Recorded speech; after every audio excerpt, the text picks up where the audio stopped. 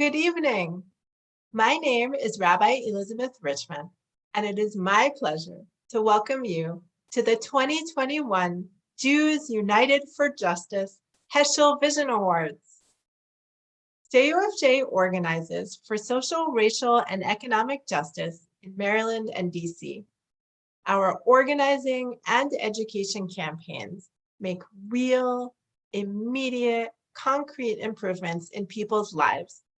Our work also changes the rules to help make our democracy live up to its promises. The victories that we win side by side with our organizational partners catalyze change, not just for the millions of people here in our region, but for our whole country. For more than 15 years, the JUFJ community has gathered together to celebrate the Heschel Vision Awards. Together, we reflect back on the year that's passed, celebrate our victories, and honor leaders in our community who model a core teaching of Rabbi Abraham Joshua Heschel, that the essence of being Jewish is about how you act in the world. Before we begin, I have just a couple of quick logistical things to share with you. First, and most important, we encourage everyone to introduce yourselves in the chat. We have so many friends here with us tonight. Second, we are recording this program so we can share it with those who can't be here. If you do not want to be included in the recording, please just turn off your camera. And finally, if you have any technical issues or questions about the program, please use the chat function to message *tech support. Again, that's *tech support. There are folks standing by ready to help. And now a word of Torah to kick off our celebration. This past Friday was Rosh Chodesh Kislev, the first day of the Hebrew month of Kislev. Jewish tradition calls Rosh Chodesh, the new moon and the beginning of the new month, a kind of mini holiday, a day of joy and hope and renewal as we celebrate the potential of the month that will follow. There is also a tradition about the day before Rosh Chodesh. It's considered to be a Yom Kippur Katan, a little Yom Kippur. Like the real Yom Kippur, we're supposed to spend that day engaged in the kind of reflection that will ultimately lead to joy and redemption. Together, Yom Kippur Katan and Rosh Chodesh give us an alternative way to mark the passage of time. They offer us a built-in opportunity to take stock of the events that have shaped us in previous months and a chance to declare our hopes and intentions for the months to come. At JUFJ, we are proud to be the inheritors and co-creators of a living Judaism. And one of the ways that we ground ourselves in that heritage is by honoring the rhythms of the Jewish calendar, like Rosh Chodesh, and by incorporating into our work the Jewish values of reflection and celebration that accompany those rhythms. That said, the act of reflecting back on these last few months is not necessarily an easy thing. And it can feel incongruous to say that we're supposed to celebrate in times like these. So many of us are exhausted and in limbo, just waiting for things to get better. We have won incredible victories in this last year, but many of us have also suffered unfathomable losses and are still hurting.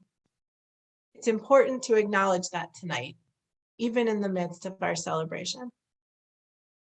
And yet, Rosh Chodesh reminds us that it's still okay to celebrate, even when things are hard. This monthly mini holiday that's tied to the cycles of the moon reminds us that life is actually a lot like that same cycle. Sometimes the sky goes dark. Sometimes there is only a sliver of illumination, and sometimes it's hard to see the way forward. Still, we continue to celebrate. Rosh Chodesh reminds us of the probability that joy will eventually return, just as the new moon returns. There is also a tradition that the week before Rosh Chodesh, we gather with our communities to bless the upcoming month. It's one of the unique aspects of Judaism. We recite blessings over events and actions before they actually occur, trusting that they will occur for good. We can't predict what will happen, and sometimes we already know that what's to come will be hard, but we still hope and pray that there are also good things ahead. We bless, and then we just take a leap of faith. So my kavanah, my intention for us, is that we are able to be present tonight in the joy and celebration of our community's powerful work for justice.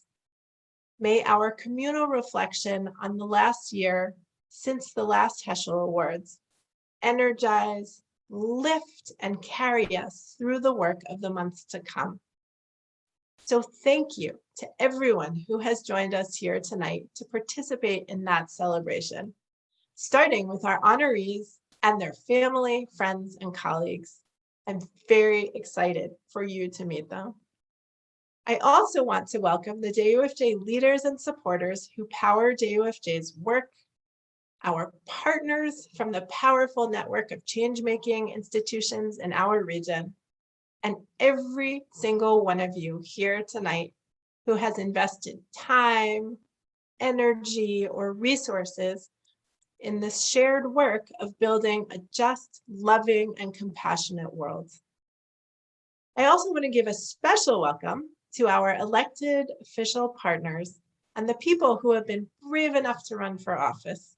I want to invite you all specifically to introduce yourselves in the chat so your constituents know that you're here. Thank you all for being here. I want to conclude by blessing all of us with the traditional blessing for the upcoming new month.